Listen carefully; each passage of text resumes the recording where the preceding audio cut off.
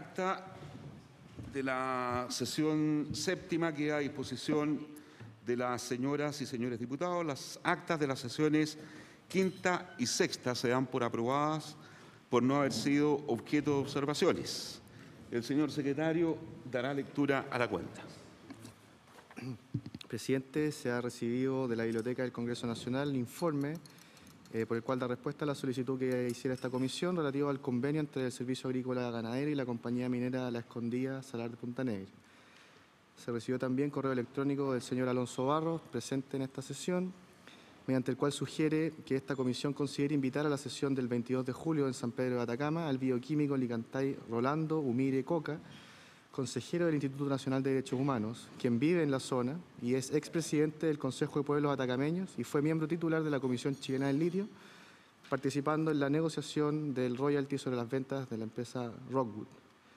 Finalmente, se recibe excusa de la ministra de Minería para asistir hoy, debido a compromiso impostergable relativo a la conmemoración de la nacionalización del cobre, indicando que podría asistir el día 18 de julio próximo, si así lo estima la comisión. Eso es la cuenta, presidente. Gracias, señor secretario. Se ofrece la palabra sobre la cuenta. Diputada Chicardini. Varios. ¿Varios? ¿Sí? Sí, lo que pasa es que me estaban recordando que cómo íbamos a seguir el cronograma de lo que iba a ser la comisión, ya que se cerraría lo que va a ser Salares, luego de la salida en Calama, en San Pedro de Atacama, y entraríamos a ver lo que es glaciares. Entonces me están haciendo las consultas porque hay gente que quiere venir a exponer, entonces no sé si nosotros le podemos mandar desde ya la nómina de algunos invitados. ¿Es posible o ustedes ya tienen alguna compromiso y estarían fuera de plazo? Desconozco eso, presidente. Gracias, diputada Chicardini. Efectivamente, una vez que nosotros concluyamos, o más bien dicho, vayamos a esta visita que fue acordada por la comisión en la sesión anterior, que si mal no recuerdo es el día 22 de julio, vamos a iniciar lo que es la investigación en relación a la situación de los glaciares en nuestro país. Y ahí está abierta, digamos, la Secretaría para recibir propuestas de invitados para esos efectos. Bien. ¿Sobre varios, alguien más? Diputado. Sí, solo a propósito de la contingencia nacional, el día sábado, en un diario de circulación nacional, apareció una nota de prensa con opiniones del ministro de Hacienda en torno a la necesidad de revisar o, en el fondo, de poner en cuestión una buena cantidad de proyectos de ley que apuntan precisamente a cuestiones que estamos acá investigando, y sobre ello hay una notoria debilidad desde el punto de vista de la institucionalidad, sobre todo en materia ambiental. Dos proyectos que son emblemáticos a mi modo de ver: uno, la reforma al Código de Aguas, y dos, la Ley de Protección y de Preservación de Glaciares. Yo quisiera hacer este punto más que nada desde el punto de vista político, porque me parece preocupante que el Ejecutivo, en función del crecimiento económico y de criterios meramente de rentabilidad económica, quiera, en el fondo, posponer el debate legislativo en esta materia y retardar el trabajo que ha venido desarrollando el Congreso, en este caso de ambos proyectos, por lo menos 1 año y medio de tramitación, ¿ya? Y creo que es preocupante. Yo solamente quisiera plantear esto como punto político en lo que respecta a la comisión, a propósito de que de las distintas personalidades que han estado acá, organizaciones, ha puesto como un tema relevante la necesidad de contar con una institucionalidad que avance en reforzar, ¿cierto?, nuestras normas internas, y por lo tanto me parece que es preocupante. Solamente quisiera hacer ese punto, presidente. Gracias, diputado Melo. Bueno, efectivamente, dentro de los propósitos u objetivos de esta comisión investigadora es también recabar el conjunto de mociones parlamentarias que están hoy día distribuidas en distintas comisiones permanentes de la Cámara de Diputados, no solamente en la Comisión de Recursos Hídricos, de Certificación y Sequía, sino que también en la Comisión de Minería, en la Comisión de Medio Ambiente, a objeto de establecer claramente primero, cuáles de esas mociones parlamentarias están en consistencia con las distintas denuncias planteadas por nuestros invitados en relación a la débil institucionalidad que tenemos hoy día, aspectos más concretos también relacionados con denuncias específicas, y eso indudablemente que va a formar parte del informe de conclusiones de esta comisión investigadora.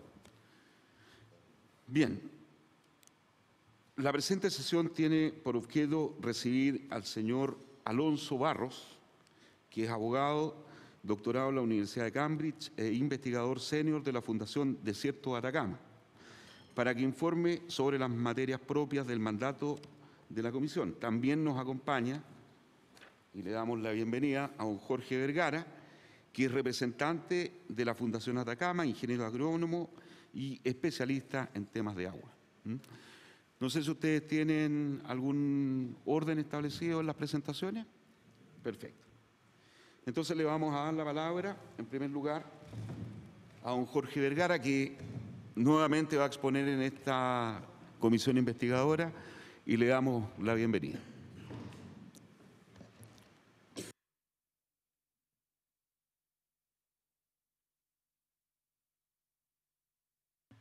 Bueno, nuevamente muchas gracias. El motivo de la presentación es aprovechar una suerte de intercambio con las expresiones que se han realizado entre mi presentación y el día de hoy y la última presentación del director general de Aguas para precisar algunos datos que se comentaron y para entregar información de detalle que en la presentación anterior quizás no daba el tiempo y no fue hecho. Entonces, el marco de la presentación es el mismo.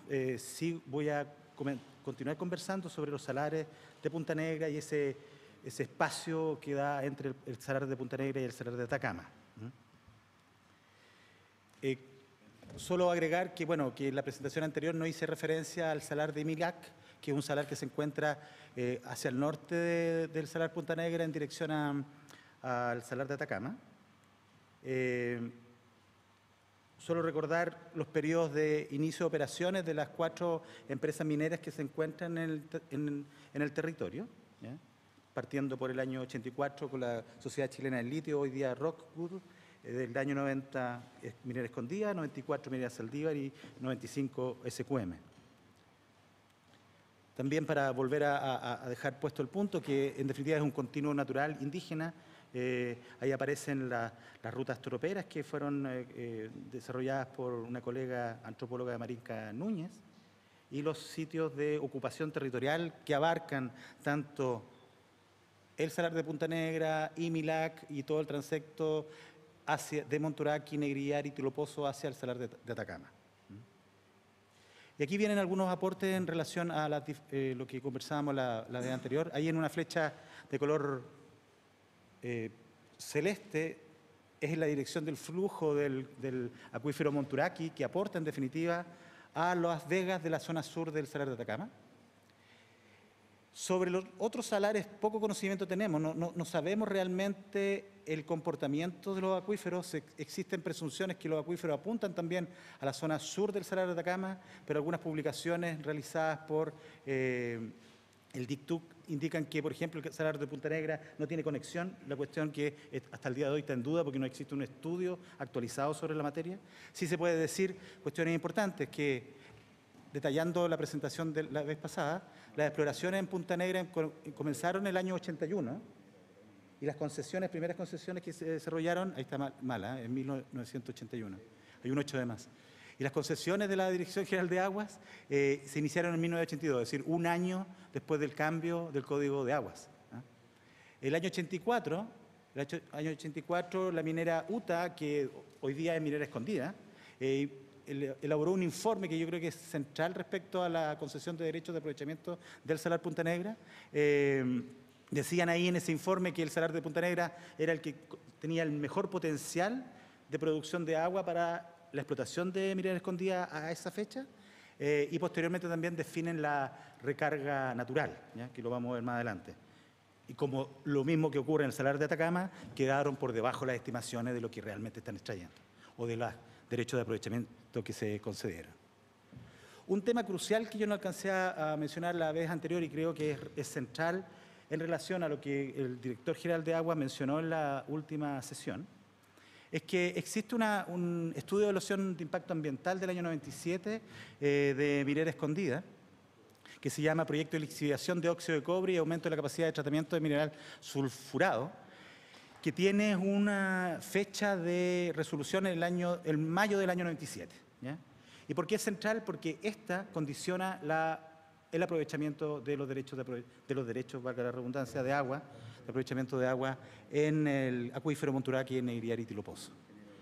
Ese estudio de impacto ambiental fue presentado el 4 de noviembre del 96, fue el primer estudio de impacto ambiental que la Corema de la región, de la segunda región, tuvo que analizar y fue aprobado por una resolución de calificación ambiental que fue emitida el 12 de mayo del 97, es decir, en 159 días fue aprobado el proyecto. ¿Ah? El objetivo de ese proyecto era aumentar la producción, es decir, la operación de Minera Escondida comenzó el año 90, el año 97 el objetivo de este estudio de impacto ambiental era aumentar la explotación de cobre en 125.000 toneladas anuales de cátodos y lo que generaría también un aumento de explotación de agua en 1.400 litros por segundo, en promedio. ¿Ya? Porque el estudio de impacto ambiental indica que en situaciones de máxima explotación el valor promedio aumenta en 1.5 veces. ¿Ya? Y la explotación la definen en el estudio de impacto ambiental original como una explotación para un periodo de 50 años. Posteriormente la mitigación dice que se va a reducir esa exploración no a 50 años, sino que a 21. Y si uno hace los cálculos entre la emisión de la resolución de calificación ambiental y la fecha, esta explotación de derechos de aprovechamiento de agua deberá terminar en mayo del año 2018 y no el 2019 como yo mencionaba en la anterior. ¿Ya? Cosa que creo que fue desmentido, que los derechos no podían ser provisorios. Bueno, sí son provisorios, existe una resolución de calificación ambiental que lo indica y aquí ustedes tienen la muestra de aquello. Ahí, bueno, solamente para redundar, quizás mayo del 2018 se cumplen los 21 años. El estudio de impacto ambiental indica que son 1.400 litros por segundo los que están en el marco de este aumento de producción, 1.400 litros por segundo que se van a explotar desde el acuífero Monturaqui en Negriari y Tilo Pozo. Es importante retener el valor de 1.400 porque después se transforman en 1.800 y el dato no está muy claro. Esta tabla creo que es central porque en la tabla de requerimiento y disponibilidad de agua que Escondida declara el año 97, el año 96, en noviembre del 96 cuando presenta el estudio, y señalan cuestiones como la siguiente, que en el Salar de Punta Negra, a la fecha de presentación del estudio de evaluación de impacto ambiental, ellos cuentan con una disponibilidad de agua de 1.000 litros por segundo. Y aquí hay que decir algo, bueno, dos cosas importantes. La primera, que se declaran 1.000 litros por segundo como disponibilidades de agua y la recarga en Punta Negra, hay dos estudios que lo señalan, uno del año 2005 que indica que la recarga no es más de 240 litros por segundo y un estudio anterior de 1984 desarrollado por Minera UTA, posteriormente Minera Escondida, declara que la recarga es 510 litros por segundo, es decir, se consideraron más que el doble del primer estudio. ¿Ya? Ahora vamos a ver más adelante que son más que 1.000 los disponibles a esa fecha cuando se presentó el estudio. ¿Ya? Y lo otro que hay que indicar que que el diseño conceptual de Monturaqui, que en definitiva es un modelo hidrogeológico que se desarrolló para justificar la demanda, la disponibilidad de agua ante la demanda que tenía el proyecto, indicaba que eran 1.400 litros por segundo lo que se requerían demandar. Esto es posteriormente se transforma en 1.800. ¿Ya? A la fecha que se presenta el estudio, Minera Escondida tenía disponibles 700 litros por segundo, de los cuales 600 estaban ya concedidos los derechos y ellos estipulaban que en ese mismo año iban a obtener 100 litros por segundo más, y sí, ocurrió. Tenían una suerte de oráculo para poder definir que sí iban a obtenerlo. Y ese mismo año, julio del 96, previo a la presentación del estudio de impacto ambiental, solicitaron otros 691 litros por segundo, cuestión que después con la historia se ve que es mucho más. En la época también otro elemento que yo creo que es crítico, el estudio de impacto ambiental indica que el campo de pozos que se implementará son 20 pozos y cada pozo con extracciones de 70 litros por segundo. Más adelante vamos a ver que la concesión de derechos de aprovechamiento es bastante menor a lo que ellos dicen que van a explotar en cada uno de los pozos. ¿Ya? Este estudio de impacto ambiental tal cual fue presentado, fue aprobado. 159 días después que se presentó el estudio. Primer estudio de la región evaluado. Otro punto importante, la resolución de calificación ambiental, ahí dice que, una cuestión que yo creo que es central, el suministro de agua está previsto ser extraído desde los pozos del área de Monteuraqui, los 1.400 litros por segundo que piden o que señalan que se van a utilizar son ahí, y se reconoce también que la zona sur del Salar de Atacama es un sector frágil, especialmente el sector de Tilo Pozo. Se indica que se debiera establecer un estudio hidrológico y en Tilo Pozo, a lo menos yo marqué en amarillo ahí, debieran medirse el nivel de salmueras en Tilo Pozo, el nivel freático de agua dulce en pozos ubicados en la zona para tales efectos y el nivel de las lagunas en Tilo Pozo. Es decir, lo recalco porque esto lo indica la resolución de calificación ambiental y es muy importante para el monitoreo después. Se indica que el nivel freático de agua dulce en Tilo Pozo es un punto diferente al nivel de las lagunas en Tilo Pozo. También se dice que se van a hacer otros estudios y monitoreo de salinidad de suelo, humedad del suelo, estimación de la biota, climatología, etcétera. Se procesará la información, se entregará esta información computacional, no informe en PDF ni informe escrito, información computacional. Se evaluará el área de estudio y se decirá parámetros de estudio, es decir, van a entregar información que permita predecir el comportamiento. Eso es, sí. Ahí dice, el primero, los resultados que emanen de este estudio permitirán resolver en su momento la continuación o no de extracción del recurso hídrico por todos los usuarios del Salar de Atacama. Es decir, se da un especial énfasis que los derechos o la utilización de los derechos, la explotación de los derechos está condicionado a estos monitoreos que posteriormente de implementado el proyecto se deben realizar. ¿Qué ocurría antes del 97? Es decir, antes de la aprobación de la resolución de calificación ambiental, es decir, del año 96 para atrás. Creo que es importante. En el Salar de Atacama y Salar de Punta Negra, yo les mencionaba anteriormente que los estudios indicaban que no existían mediciones sistemáticas del nivel de agua en los pozos, es decir, al año 87 se entregaban derechos de aprovechamiento sin tener información real de cuánta recarga y cuánto podían soportar estos sistemas. En el Salar de Atacama no existía por el momento exploración de aguas subterráneas y no se estima probable que esto suceda en el futuro cercano. Bueno, a ese año sí existían sesiones de derecho de aprovechamiento. El año 85 a Minera Escondida y el año 87 a Minera Escondida ya habían sesiones de derecho de aprovechamiento. En cambio, la propia DGA decía que no había explotación. En el Salar Punta Negra no existe registro periódico de los niveles de los pozos del salar, no se ha encontrado esta información ni tampoco fue adjuntada al proyecto, es decir, en un informe del año 87 se dice que no hay información, pero ya el año 84 Minera UTA había entregado un informe donde indicaba las capacidades de recarga de los sistemas a la Dirección General de Agua. Y se recomendaba a esa fecha. No se consideraba recomendable el establecimiento de una red de medición sistemática de niveles y de calidad química. Y claro, todo esto son estudios de la Dirección General de Agua que están citados más abajo. En ese mismo informe se indica que últimamente, el año 87, algunas empresas de prospección minera se han interesado en las aguas del Salar de Punta Negra, no obstante es preliminar. No, a esa fecha existían derechos de aprovechamiento asignados a Minera UTA.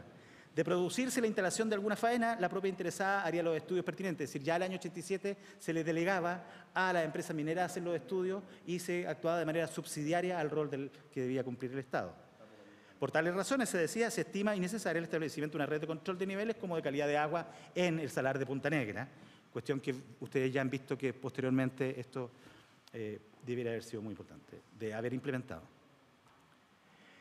Al sur del Salar de Atacama, es decir, el Salar de Atacama, sector 4, que es el sector de Tilo Pozo. Y aquí ustedes van a encontrar el Salar de Punta Negra. Tengo un cuadro donde desde el año 85, que muestra desde el año 85 al año 97, es decir, en el periodo que se presenta este estudio de impacto ambiental, la concesión de derechos. A esa fecha, Por ejemplo, en el salar de Punta Negra se habían entregado 1.615,54 litros por segundo y en el estudio de impacto ambiental la compañía indicaba que en Punta Negra solo tenía disponibilidad de agua de 1.000 litros por segundo. ¿Ya? ¿Es coincidente con el estudio? Sí, ellos declaran que en el acuífero Monturaqui tienen 707,9 litros por segundo, eso es coincidente, pero la información que entregan respecto a la disponibilidad en Punta Negra es errada, ¿ya? Por decirlo de alguna manera. También en esa misma época, el año 96-97, la Dirección General de Aguas decía que en el salar de Atacama se habían entregado 429 litros por segundo, pero aquí vemos que a lo menos en el sector 4 se habían entregado cercano a esa fecha cercano a 2.000 litros por segundo. O sea, los informes de mirada futura de la Dirección General de Agua era que actualmente se habían entregado 400, por lo tanto se podía entregar más. Pero los otorgamientos, con sus resoluciones respectivas, indican que ya a la fecha se habían entregado cercano a 2.000 litros por segundo. ¿Qué ocurre después del 97? Es decir, con la resolución de calificación ambiental aprobada, entregada, ¿ya? Donde se reconoce que el aprovechamiento, el uso del agua se va a condicionar. Lo veíamos en mi última exposición, que los derechos entregados, por ejemplo, en la parte sur del salar de Atacama, el año 2004 la Dirección General de Agua reconocía que eran 2.400, con una recarga natural de 880 litros por segundo. Bueno, y la información, uno detalla esa información, se puede encontrar con lo siguiente, que a la fecha, es decir, en esa época habían 2.467 litros por segundo declarados por la DGA. Si uno revisa hasta el año 2003, sí, existen 2.427,4 litros por segundo entregados, habiendo constatado todas las resoluciones de concesión de derechos de aprovechamiento. Y aquí hay una cuestión importante. A ese año existen dos concesiones. La Dirección General de Agua en distintos estudios, en algunos menciona que es Minera Escondida la concesionaria y en otros que es Minera UTA. Bueno, al final vamos a ver que es lo mismo, ¿ya? Pero son cercanos a 1.000 litros por segundo que estaban concesionados en la parte sur del salar de Atacama. En el salar de Punta Negra es el doble. Cuando uno busca en la Superintendencia de Valores y Seguros quién es Minera UTA, bueno, Minera UTA hoy día fue una sociedad que fue constituida en el año 79 y que tiene un RUT asignado que hoy día no está vigente, pero si uno utiliza ese RUT y lo ingresa en consulta tercero en el Servicio de Impuesto Interno, ve que es BHP Chile, ¿ya?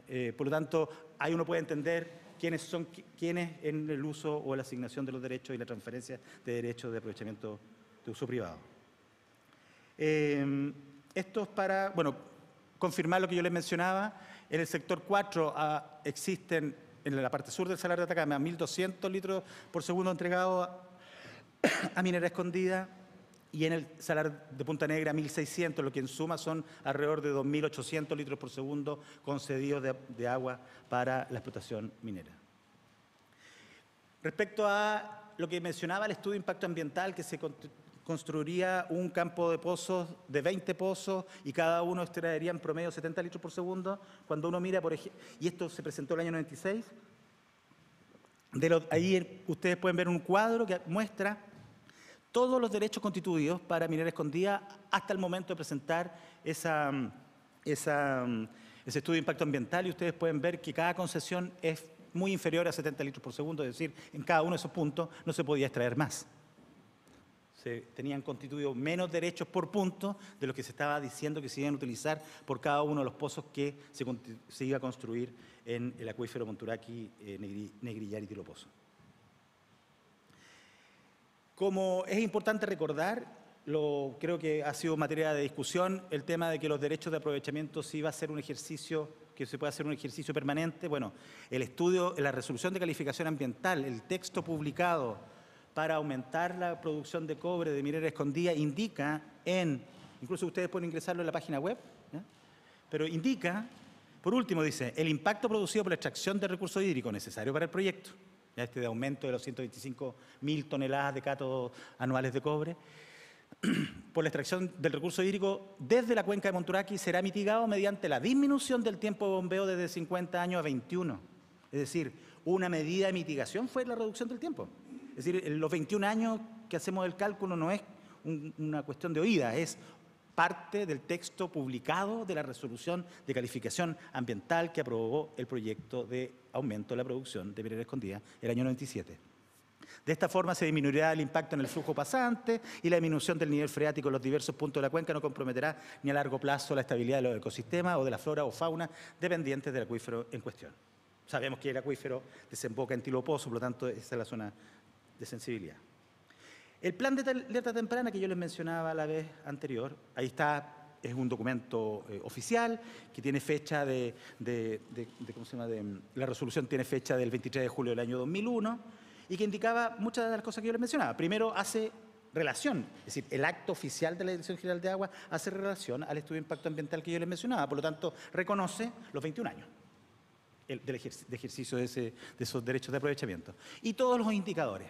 Sin embargo, un elemento que uno no le puede hacer seguimiento, y ahí es importante que la Dirección General de Agua lo aclare, no es posible por la información disponible y pública hacer seguimiento al por qué se aceptó una exploración, lo dice el párrafo final, se aceptó una explotación máxima del sistema acuífero de 1.800 litros por segundo.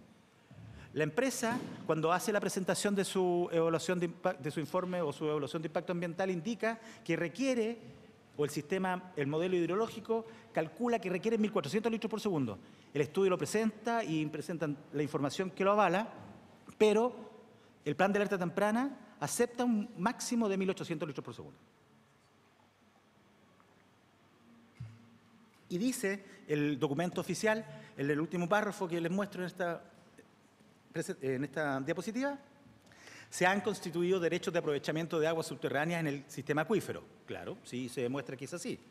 Sujetos a que no se sobrepasen ciertos umbrales no deseados y al cumplimiento de lo establecido. Es decir, el derecho de aprovechamiento estará sujeto a indicadores ambientales que define el plan de alerta temprana. Que no se disminuya más de 25 centímetros el nivel de agua en Tilo Pozo, en la laguna. No en las punteras ni en los pozos. En la laguna, en el espejo de agua de Tilo Pozo, no se puede reducir más de 25 centímetros. No se puede aumentar aumentar el uso de más de un 6% del flujo pasante hacia Tilo Pozo. Y no se puede hacer un ejercicio de 1.800 litros por segundo, siendo que la minera había dicho 1.400. Dice ahí, se establece además que con el ejercicio de los derechos constituidos no podrán explotarse en la unidad acuífera denominada un caudal superior a 1.800, habiéndose entregado 1.400. Ahí están los 3 indicadores que indican, que señalan el plan de alerta temprana. Y yo quiero hacer énfasis en esto porque en las últimas declaraciones oficiales de la empresa se ha utilizado de manera coloquial lo siguiente. El punto en cuestión que yo les comentaba anteriormente, que se indicaba que el nivel de agua iba en aumento y que era un punto sensible, es el punto que se llama punto H, que está en Las Vegas de Tilo Pozo. Lo indica el documento oficial de monitoreo. Y se indica una coordenada para las mediciones en este punto. Los propios informes, por ejemplo, este es el informe de febrero del año 2011, ahí está la gráfica, van mencionando que año a año, desde el año 94, 95, va aumentando el nivel de agua porque se va enterrando la regla, ¿no es cierto? Este es un informe que le entregan a la Dirección General de Agua. Y lo reconocen en los textos y reconocen en la gráfica. También el seguimiento, y no es solamente la DGA, también en el seguimiento que realiza la propia autoridad ambiental, en este caso, en ese momento, la Comisión Regional de Medio Ambiente, indican lo mismo. Hay un informe de la Corema y un informe de Minera Escondida diciendo que no se pueden utilizar esos datos porque la regla tiene problemas. Pero estamos hablando ya de 9, 10 años de operación del monitoreo. Incluso es más relevante, el año 2006, la Corema dice que la única fiscalización de la cual existe un informe oficial en la web, la única fiscalización dice que solamente se visitaron las instalaciones ubicadas en la planta y no se visitaron los puntos de monitoreo. Ahora, la Dirección General de Aguas, ¿qué dice? Entonces, la compañía minera dice que el punto de monitoreo falla. La autoridad ambiental no va a los puntos de monitoreo, por lo menos no existe un documento oficial que se lo indique. Y la propia DGA, ante todo eso, el año 2012 dice, no se han observado descensos más allá de 25 centímetros en el nivel de agua de Tilopozo. Es una aseveración que se hace en el 2012 respecto a algo que no se tiene certeza. Se dice que no se han identificado efectos en la zona sensible, incluso que el modelo hidrogeológico a través del cual se constató la disponibilidad de agua en el acuífero Monturaqui, Negrillera y Tilopozo no está reproduciendo fielmente el comportamiento del acuífero. Es decir, después de 10 años de operación, no estamos seguros que el modelo está adecuado. A la fecha, la empresa insiste que una batería de punteras sirve para demostrar que no hay efecto en Tilopozo. Punteras son pequeños pozos, son pozos de pequeño diámetro que sirven para hacer medición de nivel freático, ¿ya? Pero no para medir el nivel de la laguna. Y para reconocer el problema, el año 2016 dicen que voluntariamente han propuesto la implementación de 25 punteras en Tilopozo para poder recién empezar a medir los efectos de la operación desde el año 97. Y para terminar, creo que hay un elemento que no pude señalar y que solamente había mencionado que era un indicador, y a raíz de la última presentación donde se estuvo conversando sobre el potencial que tienen los indicadores ambientales, son importantes. Son muy importantes, pero hay que saber de qué estamos hablando cuando estamos hablando de indicadores ambientales. Existe un indicador ambiental en el plan de alerta temprana que fue originado el año 96 por los estudios que hizo la propia minera, que indicaban que no se podía disminuir de 25 centímetros el nivel de agua de Tilopozo. Esos 25 centímetros vienen de un análisis que es fallido, que es un análisis que no tiene una relación directa con lo que se quiere decir. Esto va a quedar como material para la comisión. Lo que se dijo, o lo que se hizo en ese momento, se dijo que se iba a medir la estimación a la resistencia a una disminución del nivel de la napa freática de las especies de plantas más importantes en el sector sur del salar. Pero no se midió la resistencia a esa disminución de agua. Lo que se midió fueron longitud de raíces, lo que se midió fue relación de agua dentro de las plantas, pero no se midió la capacidad de absorción de agua por las plantas, no se midió la arquitectura radicular de las plantas, no se midió el comportamiento estacional de las plantas ante la disminución de la humedad de agua en el suelo. Por lo tanto, de indicadores ambientales se puede decir mucho.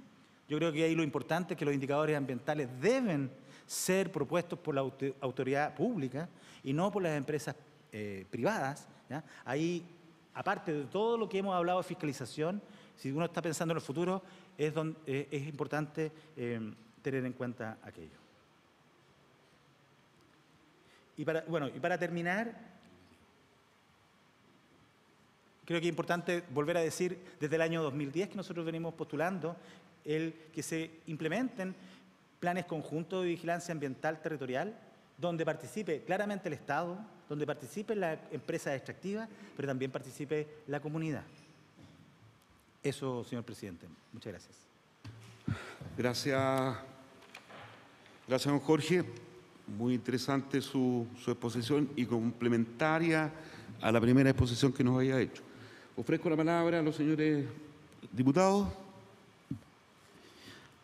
A mí me gustaría hacerle, más que consulta, algunas reafirmaciones o algunas afirmaciones que usted hizo y que son abiertamente contradictorias con afirmaciones hechas por el director general de Agua. Al momento de ser consultado sobre la extinción de los derechos de agua que tenía Minera Escondida al año 2018, yo le pregunté, o alguien de la comisión preguntó, cuál iba a ser la postura de la Dirección General de Aguas respecto de la renovación de esos derechos. Entonces ahí la explicación que dio, no sé si él o su asesor, es que los derechos de agua tienen una condición que son a perpetuidad. Pero usted me indica que en el propio estudio de impacto ambiental del año 1997 se establecía una cláusula donde efectivamente estos derechos de agua tenían temporalidad. Eso efectivamente es así, ¿no? Sí, se menciona en el texto, en la publicación, está disponible hoy día en la página web del Sistema de Evaluación de Impacto Ambiental, ese texto de la publicación, está incluso contenido en las medidas de mitigación, o en la resolución de calificación ambiental, está contenido también en un acto oficial de la propia Dirección General de Aguas que dice incluso que se podrán suspender el ejercicio de los derechos de aprovechamiento si es que el plan de alerta temprana muestra o demuestra que algunos de los indicadores ambientales contenidos no se cumplen. Es decir, no solamente los 21 años, sino que antes se podría haber suspendido de manera provisional ese ejercicio. Ok. Otra consulta que está relacionada con estos planes de alerta temprana. Estos planes de alerta temprana que también están contenidos en la resolución de impacto ambiental, en definitiva, no sugieren, sino que obligan a cumplir una cierta cantidad, un conjunto de indicaciones, ¿no es verdad?, o mediciones, para que se puedan prever, digamos, efectos negativos en los ecosistemas y en la propia existencia de agua o en el recurso hídrico. Entonces, pero desde esa perspectiva, aquí queda claro de que todos estos instrumentos o mecanismos tienen que ser implementados por quien detenta los derechos de agua. Eso efectivamente también es así. Sí, una de las fallas que tienen los planes de alerta temprano, la primera, es que no hay una reglamentación respecto a ellos. Se han ido haciendo de manera voluntaria y uno podría decir desde muy lejos, incluso de una manera imperfecta, ¿ya?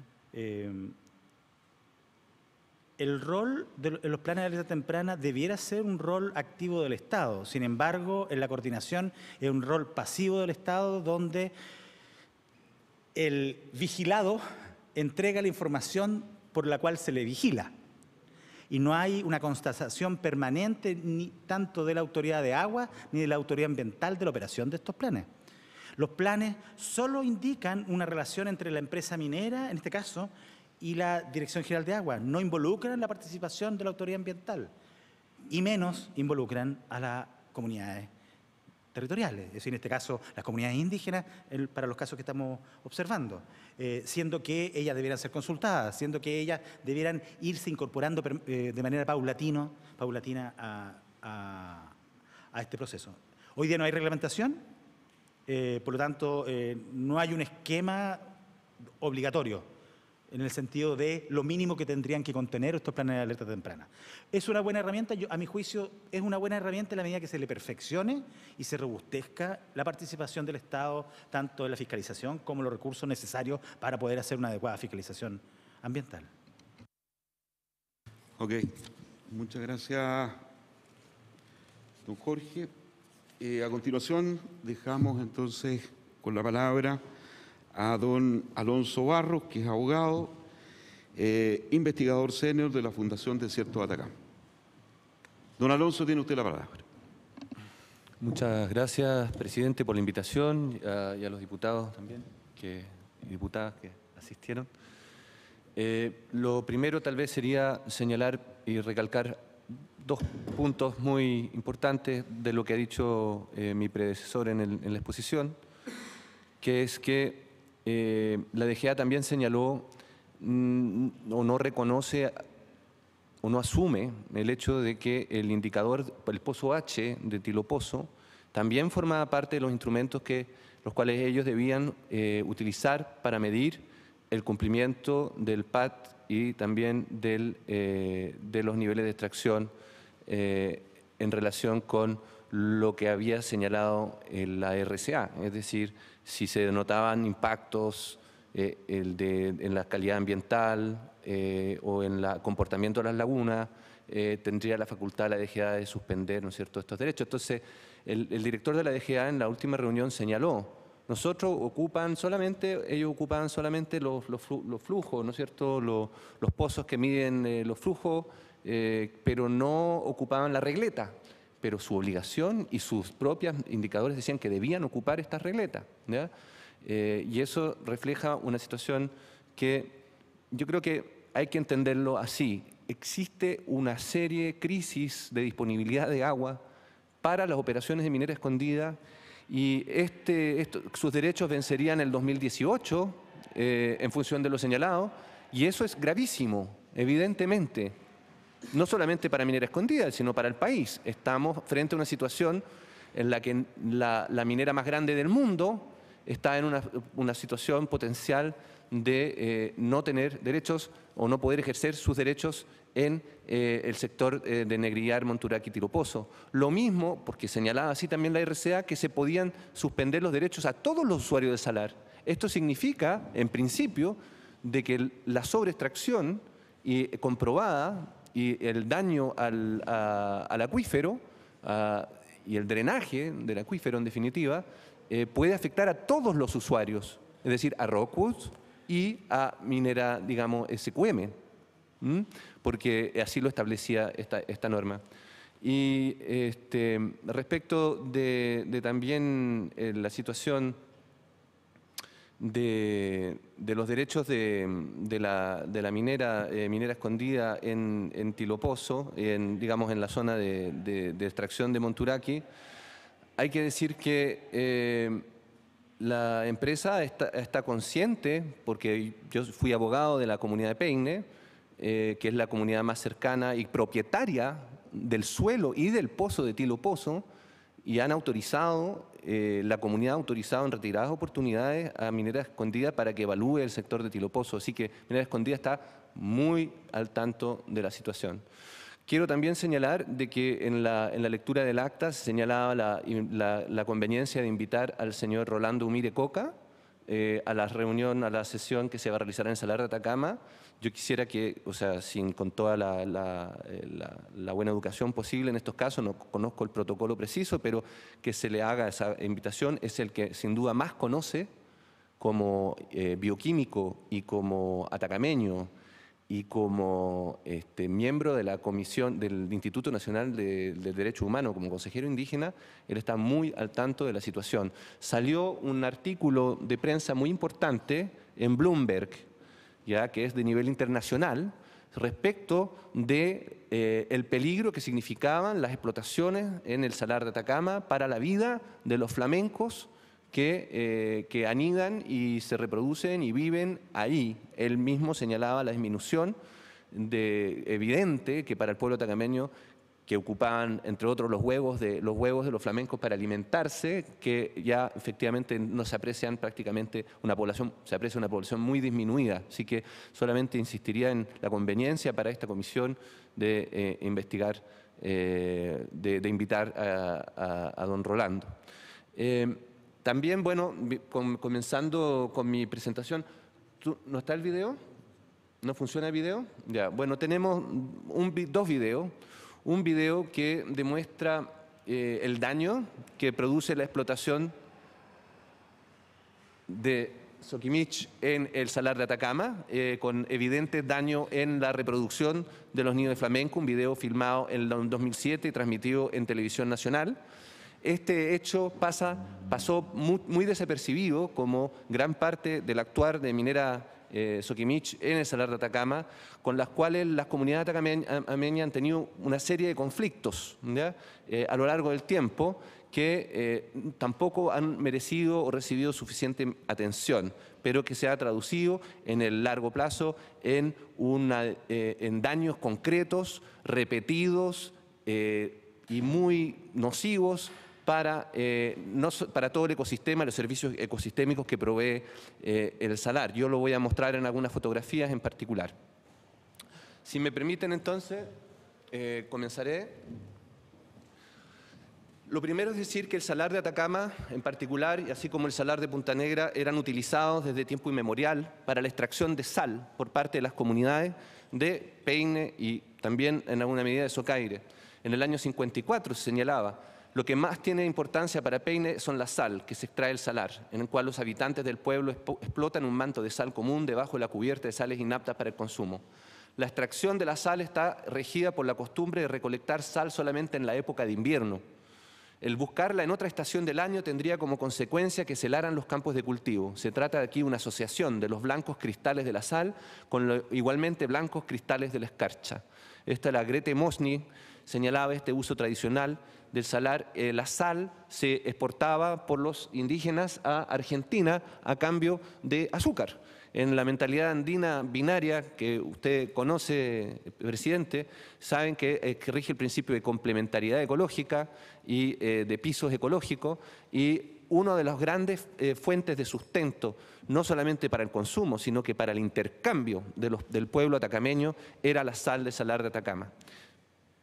Aquí se ve también, y quiero dar esta dimensión porque es muy importante, cuando hablamos de salares y hablamos de litio, hay que pensar que el territorio atacameño, el territorio del partido de Atacama, y esto es un mapa del siglo XVIII, la puna de Atacama, en los cuales hoy día se encuentran los salares en Argentina, era un territorio enorme, del cual 80% quedó del lado argentino luego del fallo Buchanan en 1900, y Chile se quedó con el Salar de Atacama, que aparece ahí también, y no sé si lo pueden ver, pero es el río que se sume, es un río que se hunde, es una cuenca endorreica, es un río que fue declarado agotado para mayores extracciones, ¿no es cierto?, ahora hace poco, en el mayo, ¿no es cierto?, el mes de mayo, y sin embargo, eché como de menos que cuando se dice que se declaró la cuenca del río San Pedro agotada, eso debiera incluir el Salar de Atacama. Si el Salar de Atacama es el lugar donde afluyen las aguas del río San Pedro. Y no quedó muy claro de que la declaración de caudal agotado se refiriera también al salar mismo, ¿ya? Porque según los modelos hidrogeológicos señalan de que, ¿no es cierto?, las aguas se sumen, ¿no?, como lo señala este mapa ya en el siglo XVIII, y que desaparece, y las cuencas endorreicas tienen un tratamiento muy extraño en Chile. Los salares, en muchos casos, son efectivamente donde se cierra la calle sin salida, ¿no es cierto?, de las aguas que afluyen hacia ello, y se supone, la teoría dice que muchas de las aguas se van hacia lo que se llaman las aguas regionales, a un sistema profundo, y que después esto va hacia el mar, de alguna manera que tampoco se conoce, ¿ya? Importante era, en este caso, mostrar este mapa también, porque aparte de demostrar de que en algún momento el Estado boliviano y la audiencia de Charcas tenía acceso al mar, según lo reconocían los propios cosmógrafos españoles, refleja la idea de que aquí el tema de los salares es un tema que va más allá del de la región, ni el Salar de Atacama y el Salar de Punta Negra. Si queremos ser serios respecto de establecer una gobernanza de los salares, hay que pensar en el Salar de Yamara también, que es el último afluente del Loa. El Salar de Yamara desemboca a través de la Quebrada Amarga o Calate en el río Loa, que también fue declarado el año 2000, y sin perjuicio de lo cual obtuvo Minera Escondida, Minera Soquimich derechos adicionales en el año 2010, empezando el gobierno de Sebastián Piñera, se le otorgaron derechos sobre un caudal que en principio estaba declarado agotado, respecto a lo cual declaró el superintendente de Medio Ambiente y el señor Solmiñac hace algunos días, declararon sobre esta situación del Salar de Yamara en la Comisión de Recursos Hídricos y de Certificación.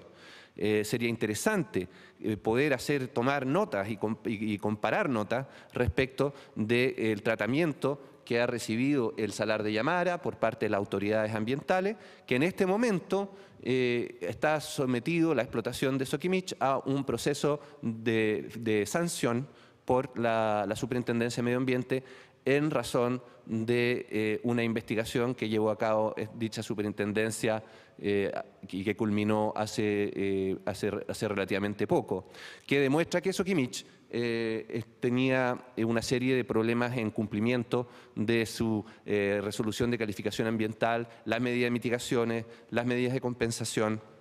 Y yo, en mi calidad de abogado también de la comunidad de Quillagua, Aymara, que está en el río Loa Abajo, y como abogado también de la comunidad de Huatacondo, que también está sobre la cuenca del río Loa en la quebrada de Huatacondo y la quebrada de Maní, que son cuencas que fluyen hacia el Salar de Yamara y alimentan puquios, un sistema de pozos, que es los puquios de los Huatacondos y los puquios de los Quillaguas, porque así se llamaban, y que han sido explotados por Soquimich, siendo que ahí existe vida extremófila, cianobacterias de 3.000 millones de años de antigüedad, y Chile es el único país que sepamos que autoriza la explotación de recursos hídricos en zonas que son en todas otras partes consideradas como intocables por razones evidentes. Es decir, ahí tienes el principio de la vida en el planeta que están sobreviviendo, y vemos que Soquimich no respeta y no ha respetado, porque está siendo sancionada, y no ha cumplido con la vigilancia de las lagunas, con reinyectar recursos para mantener esos niveles de salinidad. Con eso quiero decir también que el tema que yo creo que debiera quizás ser un objeto de estudio particular y de investigación es la relación que tienen la industria minera con los salares en general. Tenemos que hay otros salares que están siendo secados y drenados, como el salar de Michincha, que fue declarado también por mismo Cochilco como en situación crítica, esa en la región de Tarapacá, al igual que el salar de Yamara. También se menciona, y en ese caso ese salar de Michincha está siendo explotado por Minera Tec, que tiene un proyecto ahí, Quebrada Blanca. También está siendo explotado por Minera Coyahuasi, que explota asimismo otro recurso que es el salar de Coposa, con una situación antigua y conocida respecto de los problemas que ahí se tienen. Entonces, parte de mi exposición tiene que ver con una mirada al problema más global que tiene que ver con minería, salares y gobernanza, ¿no? La minería, yo creo que, como se ha señalado aquí y lo señaló la diputada que partió hace poco, Chicardini se llama. Sí, la diputada Chicardini señalaba que existía un nivel de fragmentación enorme respecto de la información disponible y también una privatización enorme respecto de los conocimientos sobre los comportamientos de estos salares. Como aquí se ha señalado también en reiteradas oportunidades respecto del salar de Punta Negra y del salar de Atacama, existe una suerte de dominio exclusivo del conocimiento sobre el balance hídrico, los temas de recarga. Minera Soquimich no está hoy día obligada a entregar información sobre la ubicación de sus pozos ni sobre los volúmenes de extracción mensual, a lo cual sí está sujeto Rockwood, por ejemplo, lo que impide efectivamente que haya un sistema de manejo del salar, porque hay uno de los usuarios que extrae aguas sin que se sepa exactamente cuánto ni cómo, ni ha querido transparentar información respecto de esta situación, lo que en definitiva pone a todo imposibilita pensar en una gobernanza del salar de Atacama en la medida en que no está la información sobre la mesa y hay uno de los usuarios que se rehúsa sistemáticamente a entregarla para los fines de que todos puedan eventualmente usuarios, ¿no es cierto?, como comunidad de agua subterránea, eso incluye a las comunidades indígenas, y esto es una cosa que establece la ley, por el solo ministerio de la ley, se generan una comunidad de agua subterránea cuando hay varios usuarios, como es en el caso del salar de Atacama. Y sin embargo, uno de esos usuarios se rehúsa a entrar a la lógica de la comunidad de agua subterránea, siendo que por el solo ministerio de la ley debiera hacerlo. Y aquí, para solamente ilustrar un poco más este último punto, están todos los salares que existen en Chile y que en algún momento fueron entregados a licitación por el gobierno de Sebastián Piñera y con el resultado que conocemos, en que se vio que era tal el interés de los participantes que finalmente el único que obtuvo el beneficio de explotar las 100.000 toneladas de litio metálico era Soquimich, que es una cosa que se revirtió. Quiero decir que la minera Soquimich también logró, fíjese, una última cosa interesante en el gobierno, en los últimos días del gobierno de Sebastián Piñera, era la dictación del reglamento de aguas subterráneas que limita las facultades de la Dirección General de Aguas para otorgar derechos. Entonces, logró también logró que se cambiara el reglamento de aguas subterráneas y también logró que se abolieran las zonas de interés turístico al último momento del gobierno de Sebastián Piñera, pero eso logró revertirse, ¿no es cierto?, iniciando el gobierno de la presidenta Bachelet. Lo primero que se hizo fue deshacer esa norma, pero el reglamento de aguas subterráneas subsiste. Y es muy importante señalar por qué este punto, porque aquí viene un tema que las aguas subterráneas, ustedes saben cómo se obtienen en derecho, cómo se obtienen, a quién se le pide y con qué requisitos se tiene que contar para obtener el permiso de explorar aguas subterráneas. Se requiere el permiso del dueño del terreno. Cuando el dueño del terreno es el fisco y el Ministerio de Bienes Nacionales el que otorga la autorización, o si en silencio, pues simplemente se le entrega al solicitante demostrando esta disponibilidad.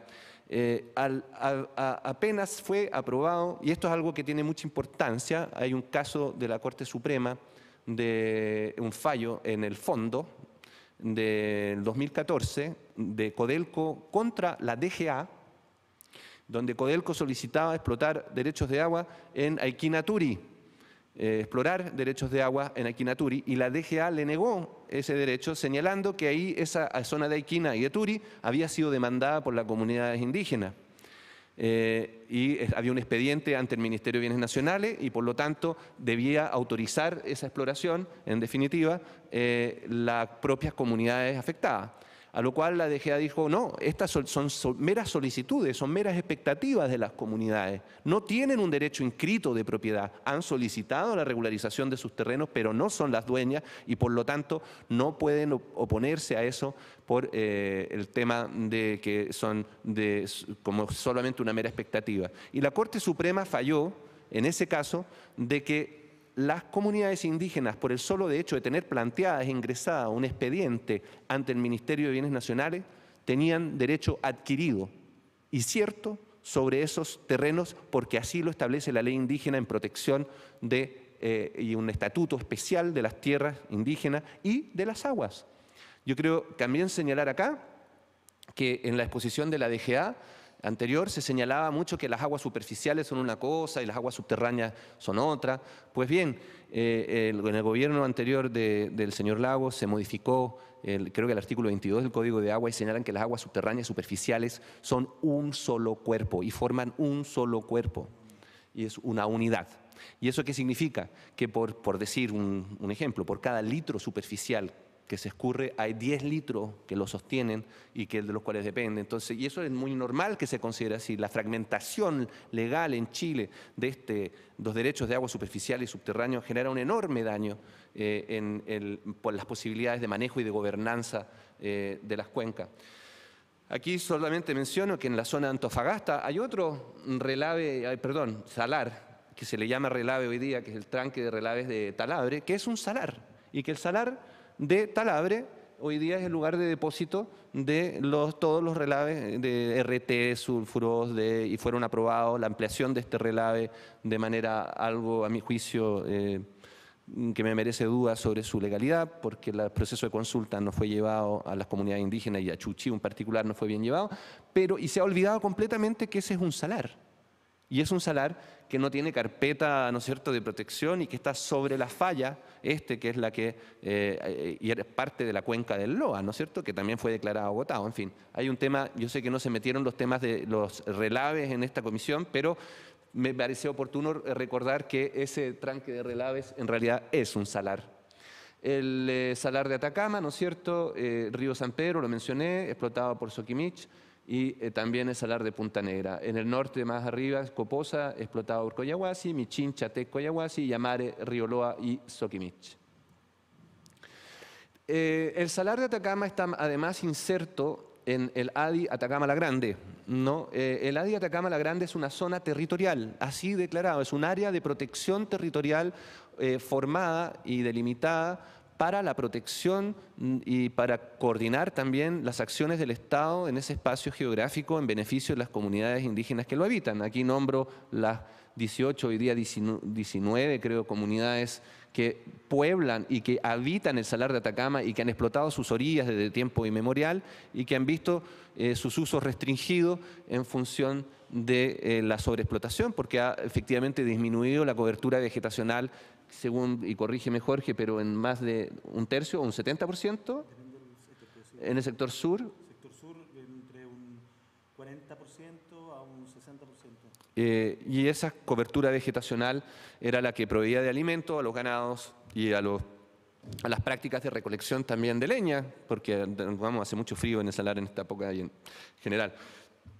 ¿Qué se tiene? De que es un área que para los efectos legales debiera considerarse como un área protegida, aunque hay instructivos del Servicio de Evaluación Ambiental que dicen que no, que es un instructivo interno, que no son áreas protegidas, pero en cualquier caso quiero destacar de que aquí, y un caso en particular, aquí hay varias categorías de protección sobre el salar, ¿no?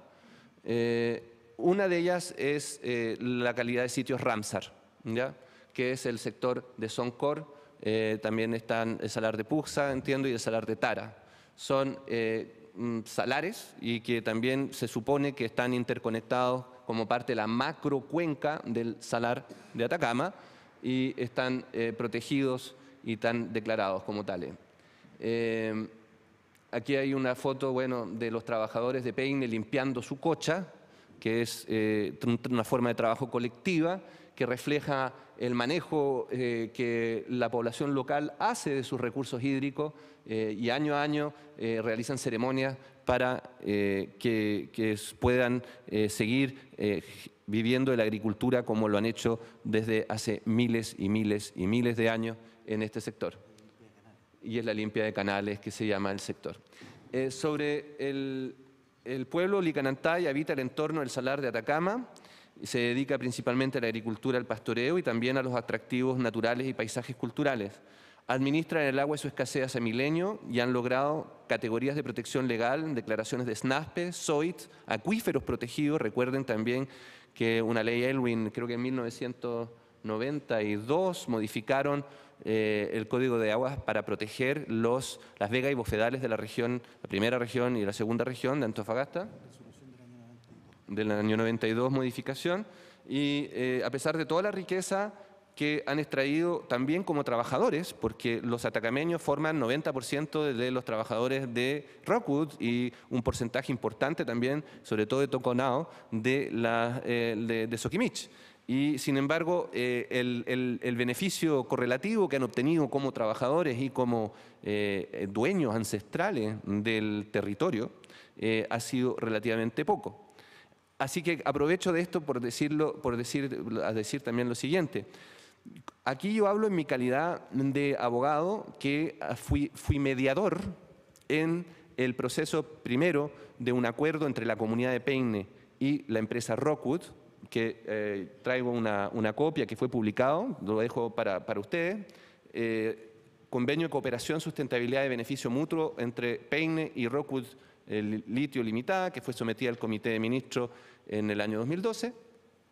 Y este acuerdo en beneficio mutuo fue en su momento señalado como un gran logro. Posteriormente actué como mediador también en el acuerdo ya hoy día tan famoso del 3,5% de royalty sobre ventas, algo que ni siquiera el Estado chileno ha logrado en muchos casos, pero los atacameños lo lograron. Y lo lograron basados en sus derechos y al haber logrado demostrar ante la Comisión Chilena del Litio de que ellos tienen derecho al agua subterránea y al agua, en definitiva, a las salmueras que existen en el salar de Atacama, y se entiende de alguna manera que Rockwood ha estimado que la compensación de un valor de royalty sobre las ventas era una medida que era y solicitada por los indígenas, era una gran innovación en Chile. Como lo ha dicho también la ministra Aurora Williams, ¿no es cierto? Este es un modelo a seguir, quizá en la minería del cobre, pero quizá no con los mismos porcentajes, pero sí existe esa claridad hoy día de que las poblaciones locales deben beneficiarse directamente de los beneficios que derivan de la explotación de los recursos que milenariamente han utilizado. En las áreas protegidas, en el área de territorio atacameño, tenemos aquí en rojo, ¿no es cierto?, los acuíferos protegidos según las distintas resoluciones de la DGA que han ido ampliando las vegas y bofedales, también los sitios Ramsar. Y quiero contar esto, ¿por qué? Porque en el año 2012, si no me equivoco, en pleno gobierno de Sebastián Piñera, la Soquimich plantea una DIA, una declaración de impacto ambiental respecto de duplicar su producción de cloruro de potasio en el Salar de Atacama a través de una declaración de impacto ambiental. Lo que en su momento era considerado, y me acuerdo perfecto, porque como abogado de la comunidad de Peine, yo le señalé a los funcionarios de SQM, pero ¿cómo se atreven a presentar una declaración de impacto ambiental en el Salar de Atacama respecto de un proyecto para doblar su producción? En una, digamos, cuando hay, todas las leyes protegen a este salar, ¿no es cierto? Sitios Ramsar, era una zona de interés turístico, tienen, ¿para qué le digo? Área de desarrollo indígena, SNASPE, era en realidad una cosa extrañísima. Y la respuesta del funcionario SQM, cuando le anuncié que le íbamos a interponer un recurso de protección por falta de consulta a los pueblos indígenas, porque como era una DIA, no se requería consulta, esa era la interpretación, ¿no es cierto? Nosotros estimábamos que debía de realizarse ahí un estudio de impacto ambiental. Fíjese que en el gobierno de Sebastián Piñera, el que en definitiva aprobó la declaración de impacto ambiental, era el presidente de la Comisión de Evaluación Ambiental Regional, el intendente Pablo Tolosa. En ese momento y eternamente, al igual que la familia, como son abogados, eran los abogados de Soquimich en la región. ¿Ya? Ese era el intendente y el presidente de la Comisión de Evaluación Ambiental, que en definitiva aprobó dicha comisión esa declaración de impacto ambiental, otorgando una RCA para que la empresa pudiese duplicar su producción en el salar. Y aquí está descrito dónde está Soquimich y las distintas zonas de protección, el bosque Tambillo, Soncor, Aguas de Quelana, Comunidad de Toconao, Comunidad de Peña. Están identificados los territorios indígenas. Desde el año 97 se sabe exactamente cuál es el territorio y cuántas hectáreas son. Irán más de 3,5 millones de hectáreas reconocidas por bienes nacionales y por la CONADI respecto del dominio del suelo. Con la importancia que les dije, que si las comunidades indígenas hubiesen visto regularizados sus derechos al suelo, al recurso suelo, desde el 97, la ley indígena señalaba un plazo de 3 años para regularizar, se hubiese tenido que las empresas debían haberle pedido permiso a las comunidades indígenas la exploración de agua subterránea y no al fisco.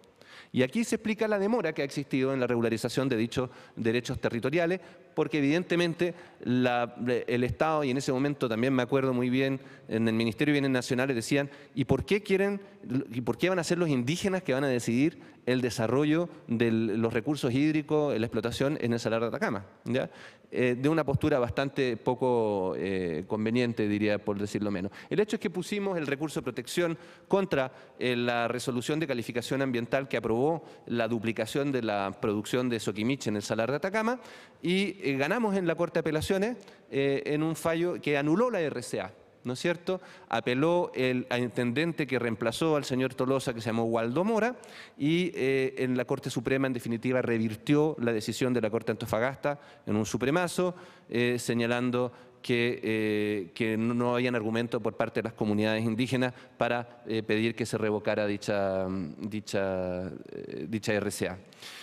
Los atacameños dicen que mientras carezcan de título inscrito, es inscrito oponible a terceros, seguirá siendo el Estado o el fisco quien autoricen la exploración y eventualmente la explotación de recursos naturales como el suelo o el agua subterránea en su territorio ancestral, a pesar de que fue catastrado por CONADE y Ministerio de Bienes Nacionales hace casi 2 décadas. ¿No es cierto? Solamente desde el 93 hasta el presente se ha regularizado un 5 a un 10% de la demanda total catastrada por el propio Ministerio. Y esto ha sido, a mi juicio, como abogado de derechos humanos y de los pueblos indígenas hace 20 años, producto de un racismo estructural que simplemente niega la propiedad a los pueblos indígenas, siendo que si vienen otros intereses particulares a pedir concesiones, derechos, hectáreas, se les entrega rápidamente en la medida en que puedan acreditar ciertas cosas. La ley 19.253 de 1993 señala que el Estado chileno debe proteger las tierras indígenas, velar por su adecuada explotación, por su equilibrio ecológico y propender a su ampliación. Esto aplica a los salares, evidentemente. Y considera también el artículo 63 de dicha ley que las tierras patrimoniales de varias comunidades indígenas, tales como pastizales, bofedales, cerros, vegas y otro uso del ganado quénido, entre los cuales están los bordes de salar, son propiedad de las comunidades indígenas que debían ser regularizadas conforme lo señala el artículo 3º transitorio, que dice la corporación y la dirección, señala que debían ser regularizadas hasta antes del 96. El artículo 64 señala que deben protegerse especialmente las aguas de las comunidades atacameñas, que serán considerados de bienes de propiedad y uso de la comunidad indígena establecida por esta ley, las aguas que se encuentren en los terrenos de la comunidad. Aquí ha existido otra razón para no regularizar la tierra a favor de las comunidades indígenas en cuyo favor se habían catastrado, es que por el solo atributo de este artículo, las aguas que se encuentren en los terrenos, y eso son las aguas subterráneas, son propiedad por ley de las comunidades indígenas. Y eso significa, en definitiva, lo que se ha venido a llamar un régimen especial de aguas en Chile para los indígenas. Se habla de que hay aguas indígenas que son diferentes al régimen de agua nacional, y esto ha sido ratificado por la Corte Suprema en reiteradas ocasiones respecto del caso de Chusmisus-Magama, el caso San contra Toconce, y que establece el reconocimiento de los derechos preexistentes incluso a esta noción del salar. Ahora, para ir terminando y acotando, yo sé que el tiempo es muy contado, ¿saben lo que son estas imágenes? Bueno, esos son los pozos de Soquimich en el salar de Atacama. Así manejan ellos.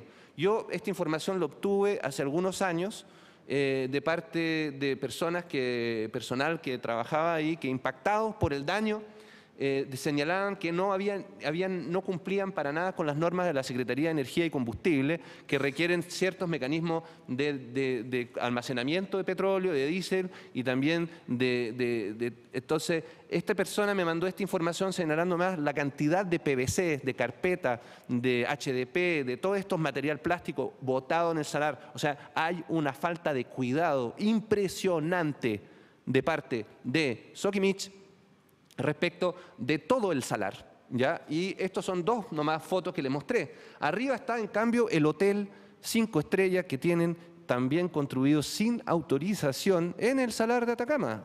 No ha sido considerado como parte del estudio de impacto ambiental que presentaron sobre modificación de sus operaciones.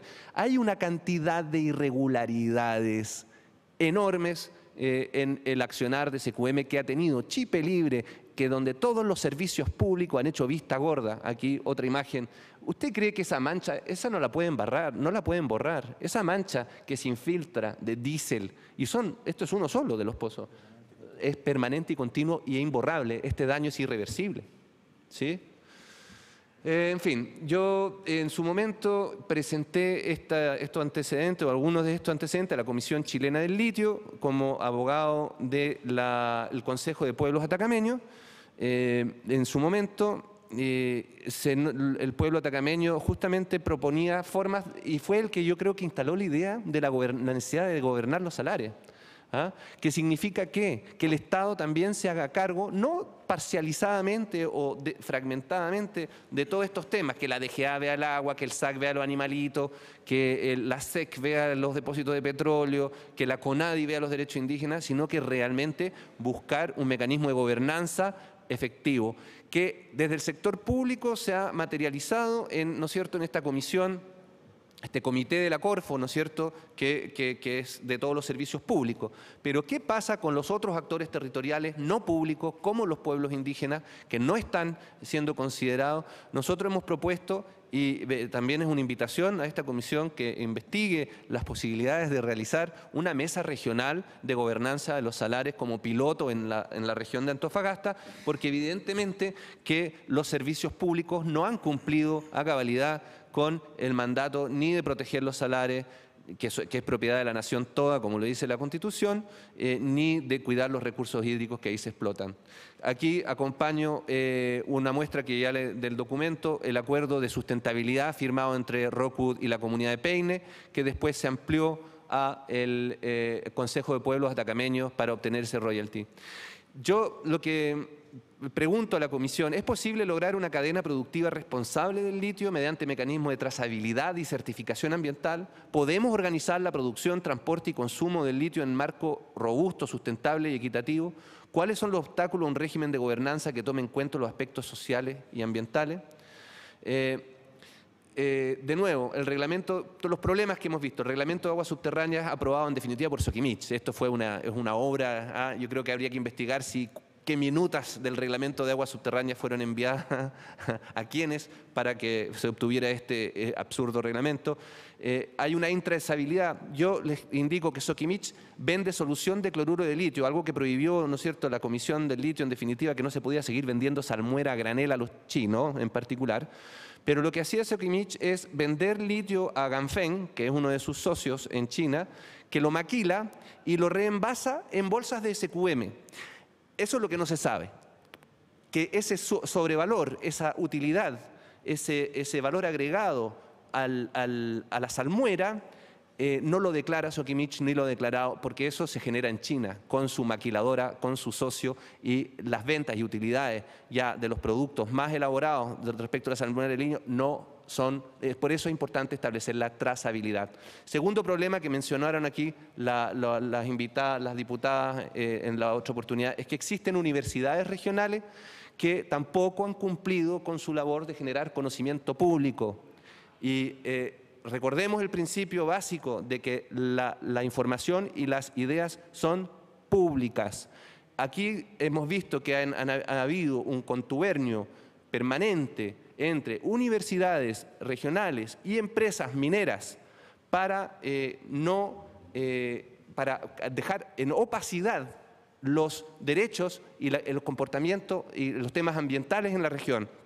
Y lo quiero decir muy claramente, yo fui profesor de la Universidad Católica del Norte por 7 años, fui director del Departamento de Ciencias Sociales de la Universidad Andrés Bello por 2 años, no, por 5 meses alcancé a estar, porque puse ese recurso de protección en favor de Peine contra un proyecto de Soquimich, y resulta que yo, por mi ignorancia, no sabía que el director de Soquimich era también el presidente del Consejo Directivo de la Universidad Andrés Bello, don Juan Antonio, creo, Guzmán Molinari. Entonces, y en la UCN, quiero decirlo con toda claridad, cuando yo esto empezó en el 2007, a defender los derechos de las comunidades atacameñas en el caso Pampa Colorada, que era un proyecto de extracción de más de 1000 litros por segundo, yo salí a defender a las comunidades y logramos que no se aprobara ese proyecto en la Corema de Antofagasta por unanimidad en las postrimerías del gobierno de la señora Bachelet, cosa que era bastante inédito porque esto era un proyecto de BHP Billiton.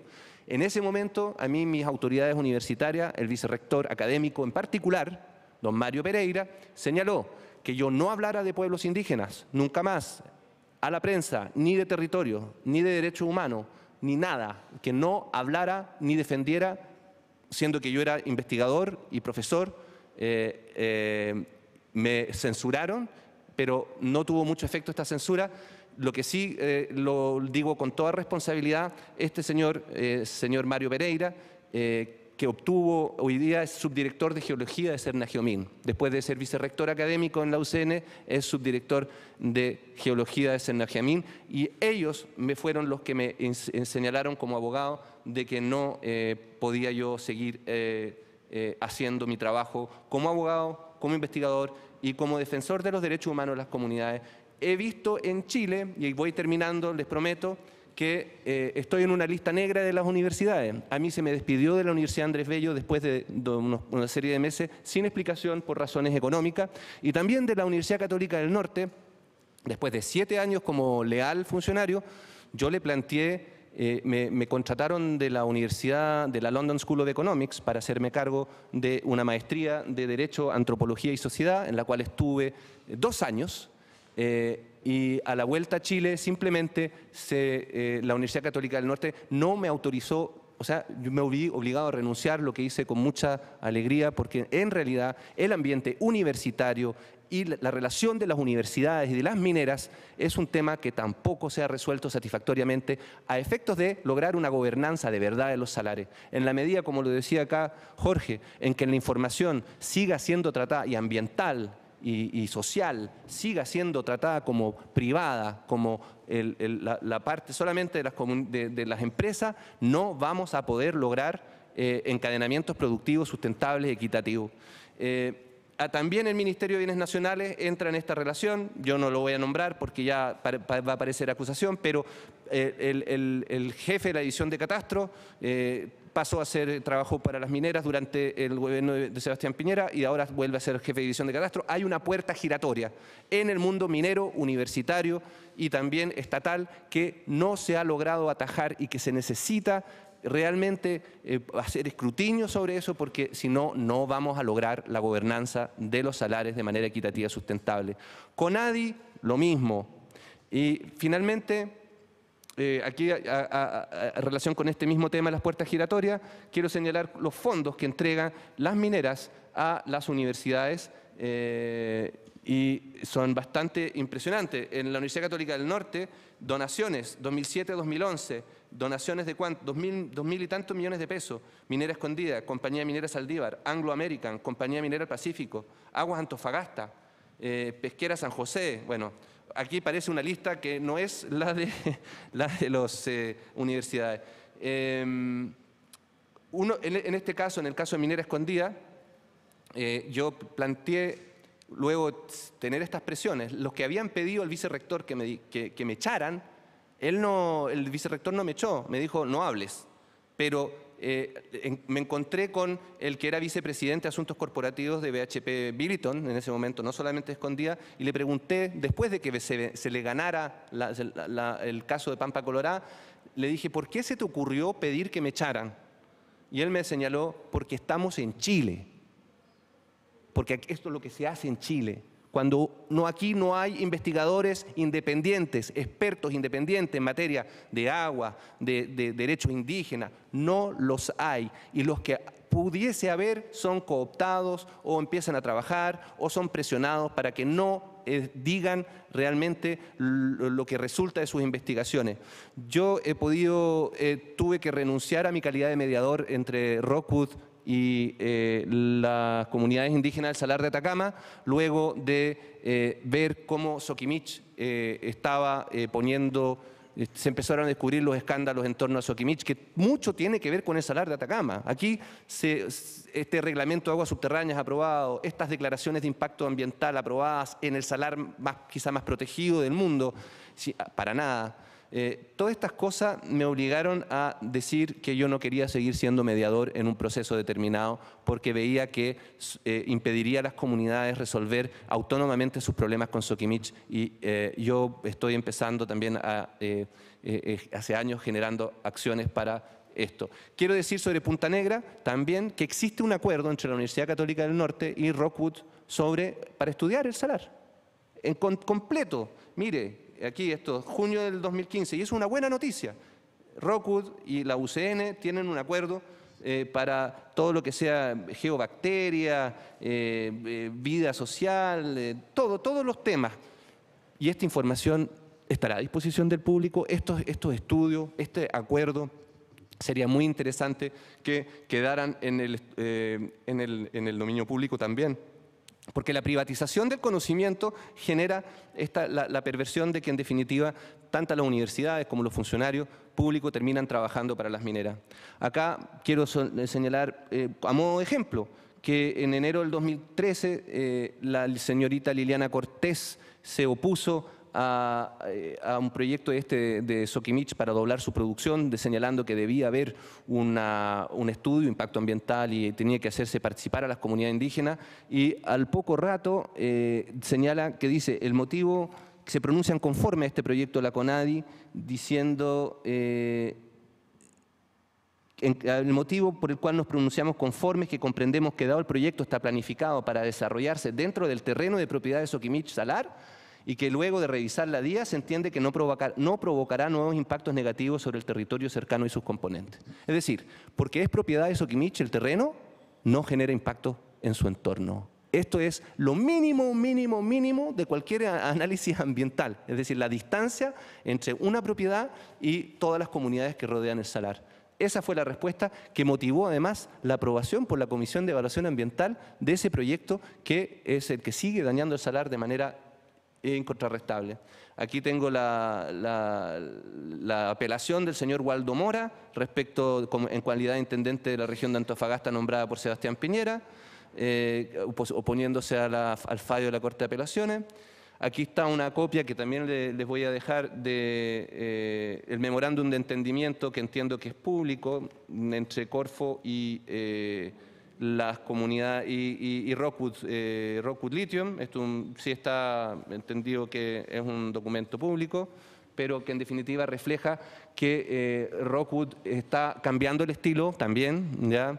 De manejo. Es comparado, si quieren, de alguna manera con Sokimich. Evidentemente aquí se ha logrado un estilo diferente, no todo es perfecto, pero por lo menos, como dice Eduardo Vitrán de la Corfo, se está avanzando en la buena dirección.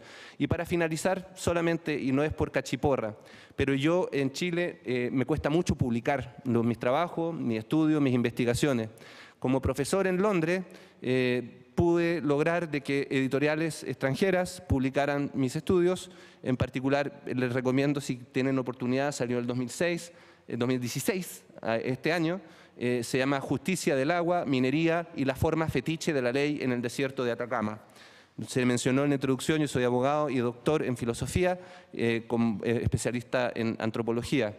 Y aquí detallo el caso y he podido en el extranjero encontrar una salida a mis temas, a los temas que yo he trabajado, porque en Chile, en definitiva, no he logrado lo suficiente, a pesar de esfuerzos de 20 años, que como primero funcionario de CONADI entre el año 94 y el 96, y luego un profesor en la Universidad Católica del Norte, luego como director del Departamento de Ciencias Sociales de la Universidad Andrés Bello, en todo momento fui presionado, censurado, me han hecho bullying, me han puesto en listas negras y algunas publicaciones he aparecido incluso estudios de Tironi como el enemigo número 1 de la minería. No es ese mi afán, nunca, no soy contrario a la minería, lejos de eso. Yo creo que los pueblos indígenas son los que inventaron la metalurgia en el continente, desde miles de años que explotan la minería, pero lo que siempre me ha molestado es el abuso, y en particular el abuso sobre las fuentes de información, la generación de conocimiento,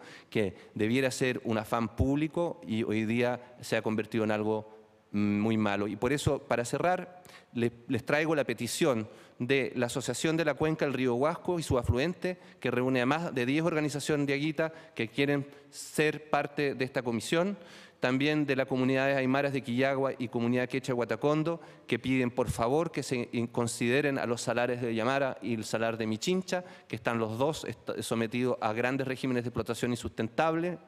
Y a modo de sugerencia también creo que habría que racionalizar la labor de las comisiones, porque hoy día, como les decía al principio, hay una comisión del litio, hay una comisión de recursos hídricos y de certificación, donde expuso el superintendente de Medio Ambiente y el señor Solminiac de Sokimich, y sin embargo esos antecedentes debieran ser también parte de esta comisión si es que queremos lograr una gobernanza de los salares equitativa, sustentable, y duradera, y ojalá que no estemos todos bien. Muchas gracias y disculpen la demora.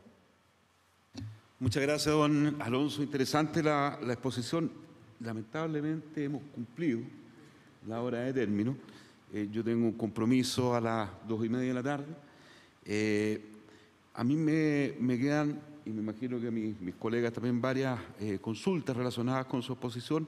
Por lo tanto, vamos a dejarlo invitado para una próxima oportunidad, don Alonso, a objeto de que usted también nos pueda aclarar algunas de las afirmaciones hechas. Me pareció muy interesante, va a quedar copia de su exposición acá y además de este convenio. Rockwood con la comunidad de Peine, ¿es el Consejo de Pueblos Atacameños? Este es de Peine, ya. Ese fue el precursor. Ya. Después se logró un convenio entre todas, pero ese yo no dispongo de él y está sujeto a confidencialidad, lo que quizá es un tema que también debe revisarse, pero este sí está disponible online. Perdón, sí, este sí está disponible online. Y me disculpo de nuevo, presidente, por haber tomado tanto tiempo y espero y agradezco que me inviten en otra oportunidad para esclarecer estas cosas tan sentidas que tiene uno que ha vivido en la región de Antofagasta por 10 años. Ok. El próximo lunes vamos a tener a la ministra de Minería, que ya confirmó su asistencia, y termina con las respuestas a las consultas que me imagino vamos a formular de forma masiva. Ojalá que así sea, presidente, y muchas gracias nuevamente. Bien, y habiéndose cumplido el objeto de la sesión, se levanta.